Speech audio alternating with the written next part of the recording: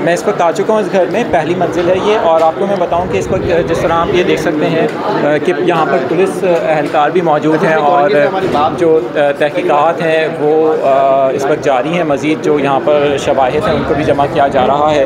और साथ साथ मैं, क्योंकि इस वक्त 2 कमरे हैं इस घर के, जबकि एक जो कमरा है मेरे दाएं जानिब वहाँ पर काफ़ी खून है। यूट्यूब की पॉलिसी की वजह से और फेसबुक पॉलिसी की वजह से हम वो मनाजिर आपको दिखा नहीं सकते। इसके साथ साथ जो दूसरा कमरा है वहाँ पर भी बेड पर खून मौजूद है। तो ज़ाहिर यही लगता है कि ये जो पहला वाला कमरा है यहाँ पर जो 3 जो बच्चे हैं यहाँ से उनकी लाशें बरामद हुई हैं, जबकि एक लाश जो है वो इस कमरे से बरामद हुई है।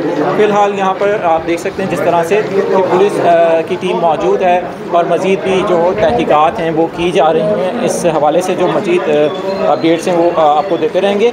अभी यहाँ पर SSP कुरंगी साजिद साहब भी आ चुके हैं।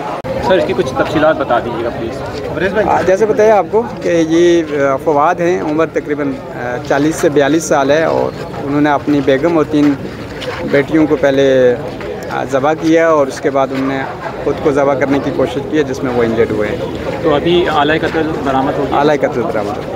तो अभी जो इब्तिदाई आपकी तफ्तीश है उससे क्या लग रहा है कि क्या ये कोई जहर दिया गया था? इस तरह से जो वारदात हुई है लड़का के, इसकी किसी को पता भी नहीं चला?